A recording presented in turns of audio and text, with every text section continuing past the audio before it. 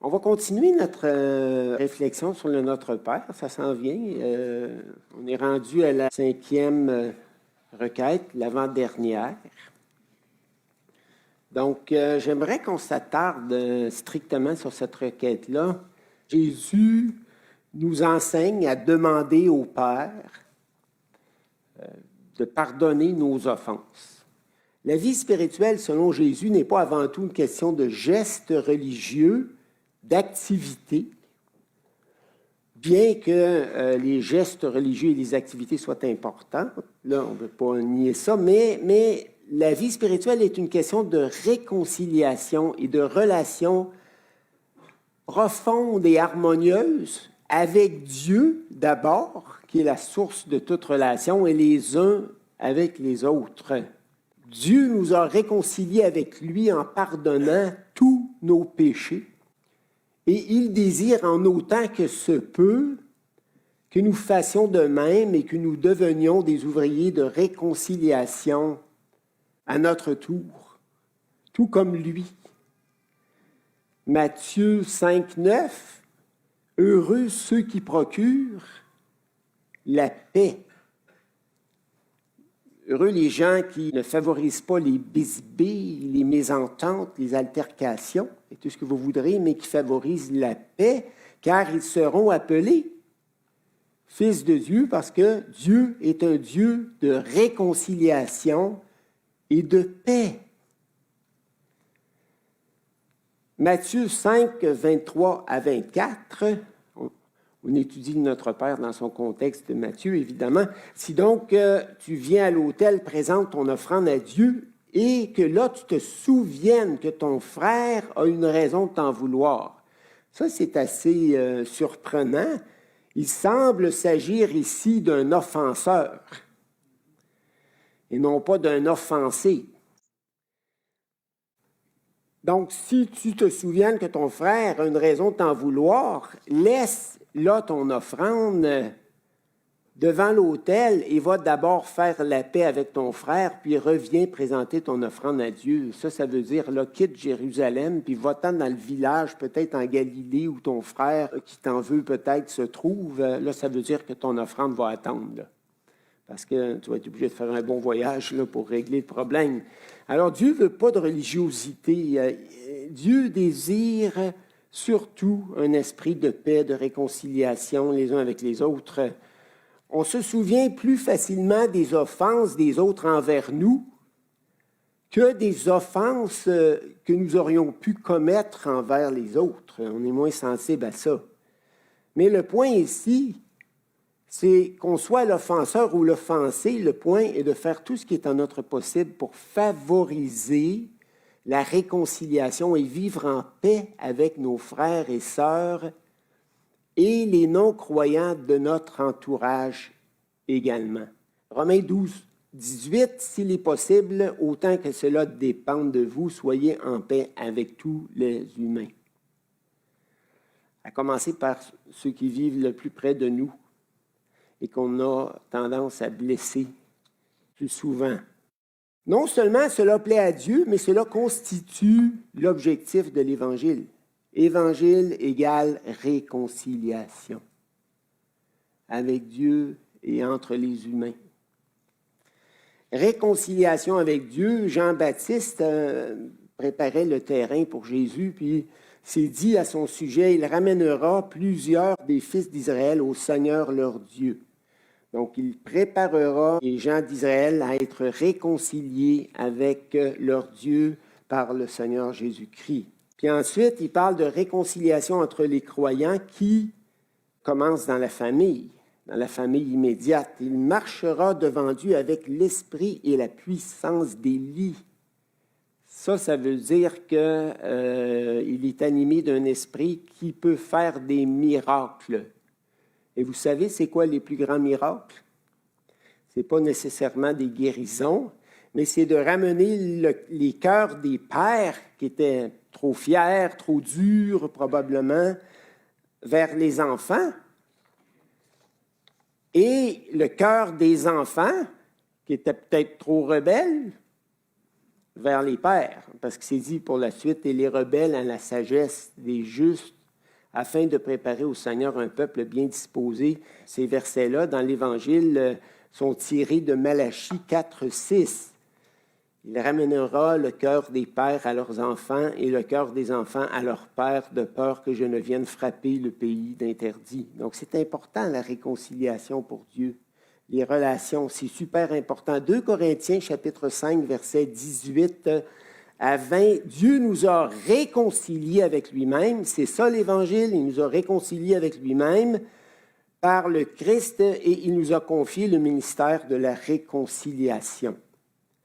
En effet, en Jésus-Christ, c'était Dieu en personne qui réconciliait le monde avec lui-même, ne tenant plus compte du péché des humains. C'est ce message de réconciliation qu'il a mis sur nos lèvres et nous a chargés de proclamer publiquement. Puisque nous en avons reçu la mission, nous parlons donc en ambassadeurs du Christ. Par notre moyen, Dieu lui-même adresse son invitation aux humains.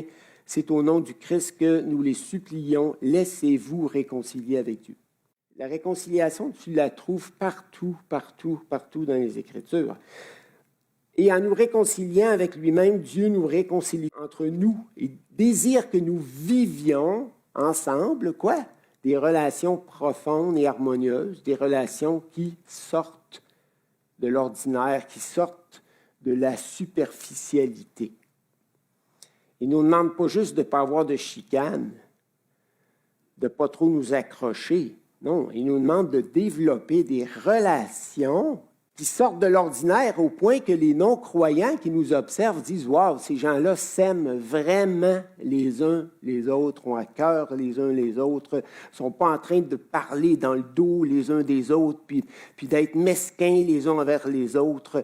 Et puis, s'ils s'offensent, ils sentent qu'ils se pardonnent assez facilement, puis ils continuent la route ensemble, et c'est vraiment beau à voir. » Dans Jean 17, 22, Jésus dit, « Je leur ai donné la gloire que tu m'as donnée, afin qu'ils soient un, comme nous sommes un. » Et on sait que depuis qu'on a été réconciliés avec le Père, le Saint-Esprit est venu habiter dans nos cœurs. Et Paul nous dit dans sa première lettre aux Corinthiens, que nous sommes transformés par le Saint-Esprit de gloire en gloire. C'est-à-dire que la gloire de Dieu est restaurée dans nos cœurs. Le péché nous avait privés de la gloire de Dieu. Du moins, c'est comme ça que je comprends Romains 3, 23, car tous ont péché et sont privés de la gloire de Dieu. Et lorsque la gloire de Dieu est restaurée dans nos cœurs, ça crée l'unité. Mais moins Christ habite dans ton cœur et moins il habite dans mon cœur, moins il y aura d'unité entre nous. Parce que c'est le vieux Bernard, puis le vieux David, puis les autres s'entrechoquent. Mais si Christ vivait pleinement dans mon cœur et pleinement dans le tien, je pense qu'on pourrait avoir une relation extraordinaire. Le potentiel de notre relation entre frères et sœurs est inimaginable. Déjà, c'est extraordinaire que quand tu te promènes, quand tu fais des voyages, puis tu rencontres d'autres chrétiens ailleurs, tu ne les as jamais rencontrés, tu ne les connais pas, et tu peux leur partager en très peu de temps, s'ils te mettent en confiance, des choses que tu n'aurais même pas partagées avec les gens de ta famille durant 10 ans, 15 ans, 20 ans. Il y a un miracle dans la communion fraternelle, frères et sœurs. Et je pense qu'il ne faut pas être blasé devant ça puis se contenter de relations superficielles. Mais quand même, pour demeurer en relation les uns avec les autres, il faut apprendre à pardonner. On n'a pas le choix. Il faut demander pardon à Dieu, puis il faut pardonner à nos frères et sœurs qui nous ont offensés, puis peut-être même se demander si nous, on n'en aurait pas offensé, qui n'osent pas venir nous voir. On sait qu'on a besoin de se pardonner les uns les autres. C'est impossible de vivre en unité les uns avec les autres sans se pardonner parce qu'on est imparfait. On est encore très imparfait. Nous bronchons de plusieurs manières et même sans le vouloir, là, sans être mal intentionné, là, des fois, on dit des paroles de trop, on s'impatiente, ou bien on manque à nos devoirs. En tout cas, on va regarder ça tout à l'heure, vous allez voir, c'est vraiment intéressant d'où vient le concept du pardon. Donc, Le pardon de nos péchés, la réconciliation avec Dieu marque le début de la restauration de la gloire de Dieu dans nos cœurs. Je l'ai dit, cette gloire se manifeste par une vie qui est moins centrée sur nous-mêmes, une nouvelle capacité de demander pardon, une nouvelle humilité. Les croyants devraient être caractérisés par une nouvelle humilité qu'ils n'avaient pas avant d'être croyants. Puis quand tu n'as pas d'humilité, qu'est-ce que tu fais? Tu enterres les offenses.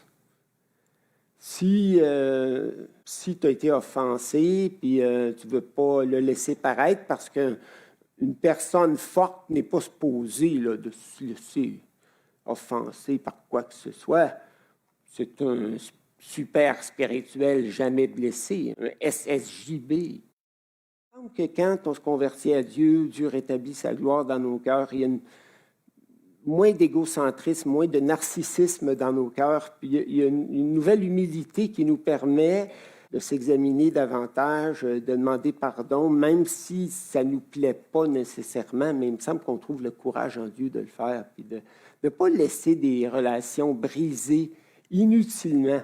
Parce que quand tu enterres les offenses, là, tu ne règles rien. Tu ne fais que les faire disparaître de ta vue. Mais les offenses sont là, puis elles produisent leur destruction silencieuse dans ton cœur et dans le cœur des autres, et ça crée des ravins, des fossés incroyables entre les humains. C'est pas possible. On raconte l'histoire d'un père en Espagne qui avait des relations de plus en plus tendues avec son fils adolescent, là, qui n'était pas docile. Révolté, ce dernier était parti un jour de la maison sans laisser d'adresse. Désemparé, son père avait alors parcouru plusieurs villes et villages d'Espagne à sa recherche, mais sans succès. Puis peut-être que le père s'était examiné aussi, puis peut-être qu'il s'était rendu compte qu'il avait été trop impatient, trop intolérant envers son fils. Peu importe, en désespoir de cause, le père place une annonce dans un journal de Madrid. L'annonce se lisait comme suit: « Cher Paco, viens me retrouver en face de l'hôtel de ville à midi. Tu es entièrement pardonné. Je t'aime, ton père. » Le jour suivant, à midi, 800 jeunes hommes appelés Paco se présentèrent en face de l'hôtel de ville, espérant y trouver le pardon et l'amour de leur père. Et ça, tu vois ça dans plusieurs films, là. C'est des films touchants, là. Il n'y a pas de relation au début dans le film, là. Tout est tendu, tout le monde se comporte comme des porcs-épics dans la maison, là, puis il n'y a pas de paix possible, il n'y a pas de douceur possible, il n'y a pas de réconfort possible, il n'y a pas de plaisir. Puis à un moment donné, là, il se passe quelque chose, les gens font des prises de conscience, ils admettent leurs fautes en cours de route, leurs manquements, puis là, oups, il y a un pardon qui s'installe, puis une réconciliation. Ça, c'est les plus beaux films, les films les plus inspirants, là. C'est ça? N'est-ce pas? Les films qui finissent bien, là, où les gens s'aiment à la fin. Ils se détestent au début du film, puis ils s'aiment à la fin, puis c'est les plus beaux films qui m'inspirent, en tout cas. Sans pardon, aucune relation humaine profonde et satisfaisante ne peut durer. Pour bien fonctionner dans la vie, nous avons besoin de relations harmonieuses avec nos proches, notre conjoint, nos enfants. Les enfants ne parlent pas, mais si tu les offenses, demande-leur pardon. Parce qu'ils ramassent tout ça à l'intérieur, là. Ils emmagasinent, ils n'osent pas perdre ton amour davantage. Ils ne veulent pas s'insécuriser eux-mêmes, mais fais attention de ne pas attaquer leur image personnelle, là. Lorsque Dieu nous a pardonnés, il a jeté nos fautes au fond de l'océan et s'est empressé de planter une pancarte sur la plage en disant « Pêche interdite ».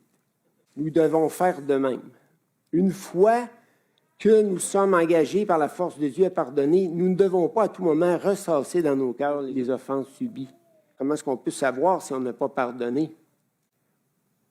Bien, il y a des signes. Si tu n'as pas pardonné, là, c'est que, premièrement, tu n'auras peut-être pas le goût de voir la personne. Les gens, des fois, ils s'enferment dans leur coin puis ils ne veulent plus se parler les uns aux autres.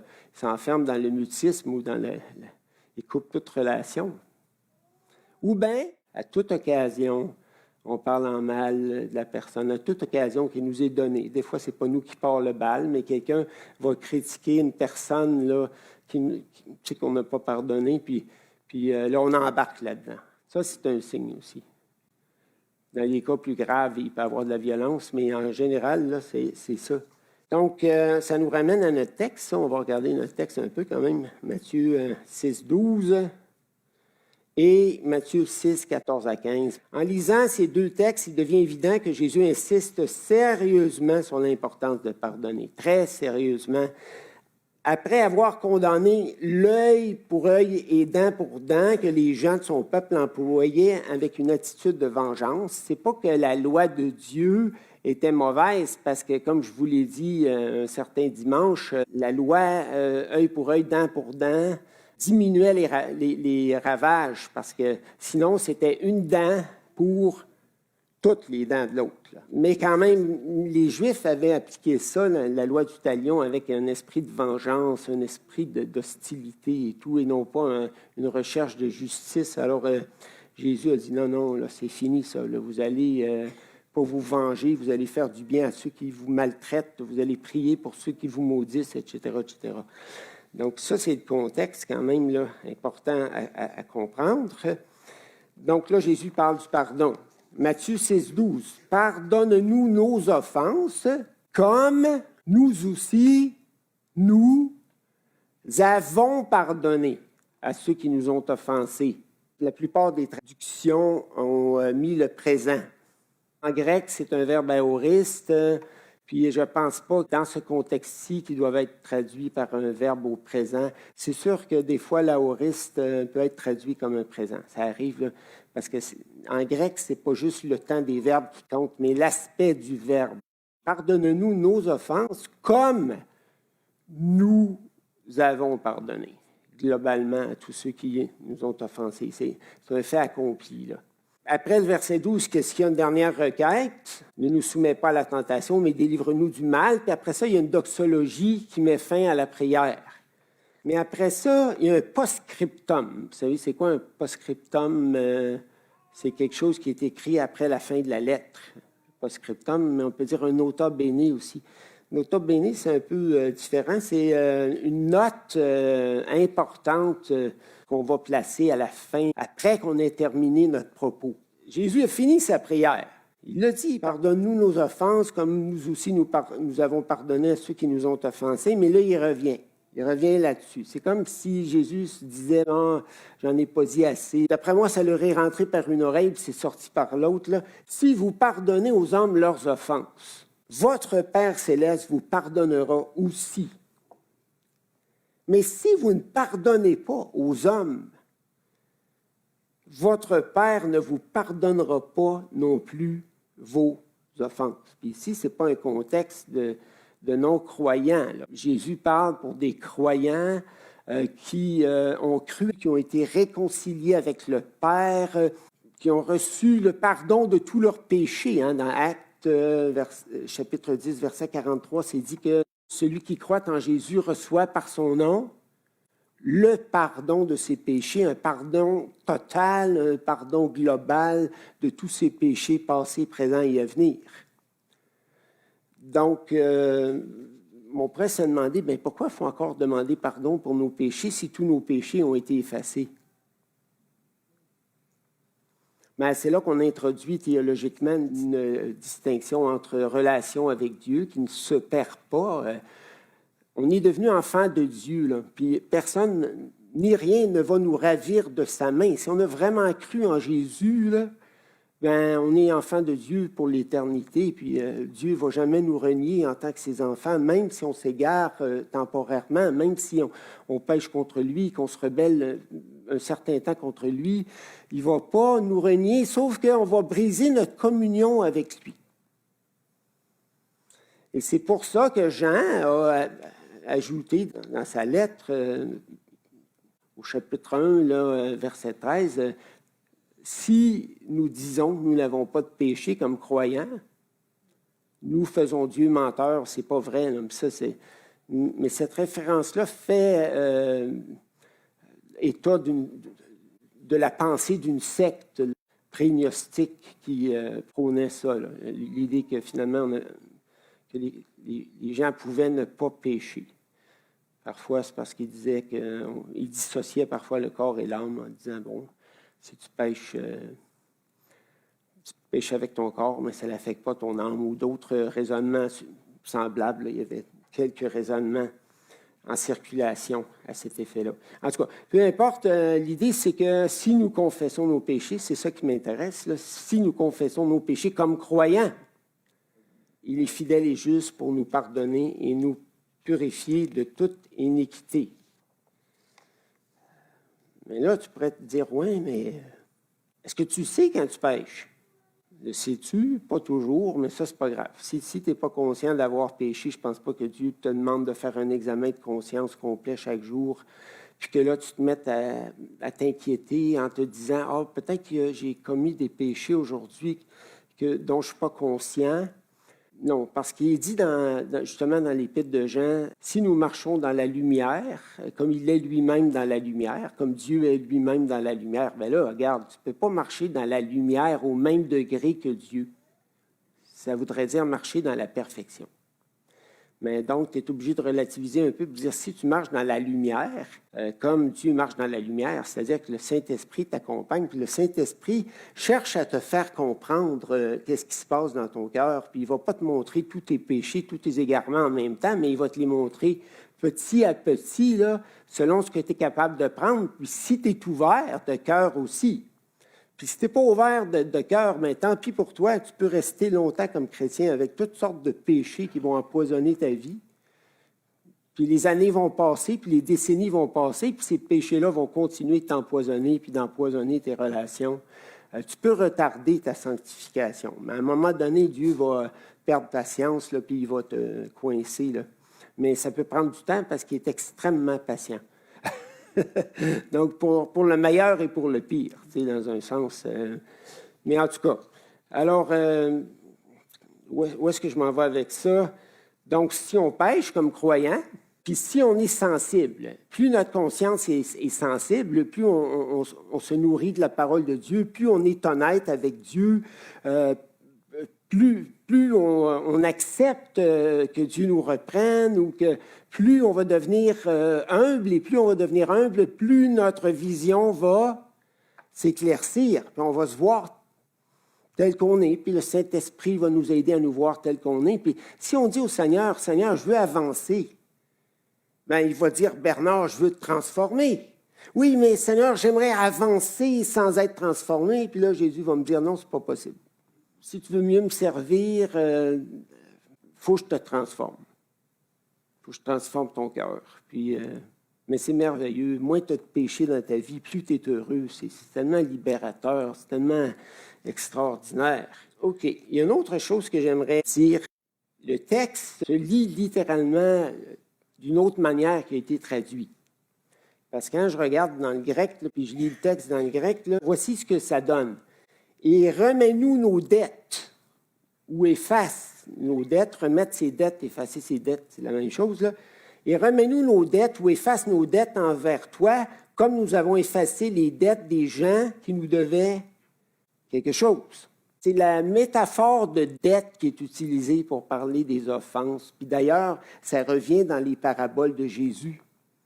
Tu sais, Jésus va donner des paraboles avec l'histoire de quelqu'un qui doit énormément à quelqu'un d'autre. Il est dans la misère, il est plus capable de nourrir sa famille, puis il va voir la personne à qui il doit, là, son créditeur, puis le créditeur efface ses dettes.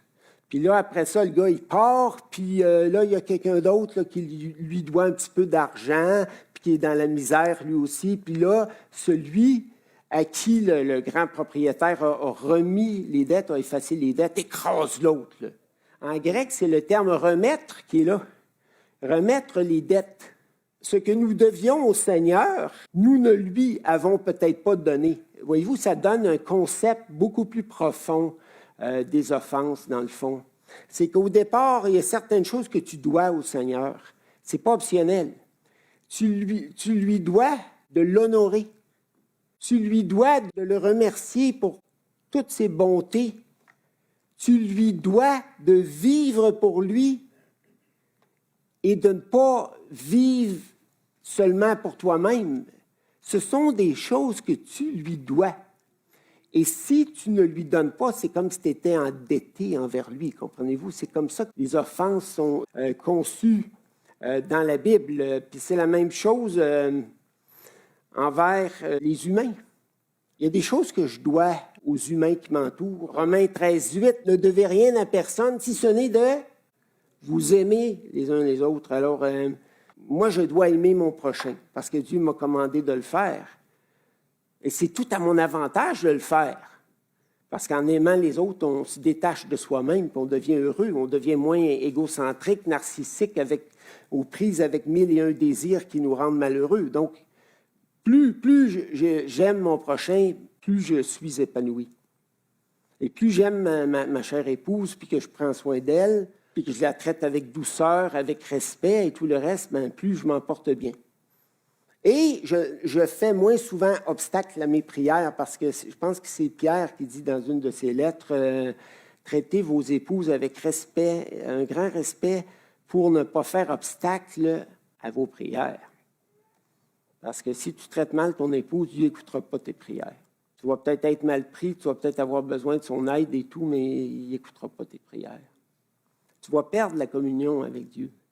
Parce que tu ne donnes pas à ton épouse ce que tu lui dois. Ce n'est pas une question de légalisme. Là, aussitôt qu'on parle un petit peu de responsabilité aux chrétiens, ils sortent le mot légalisme.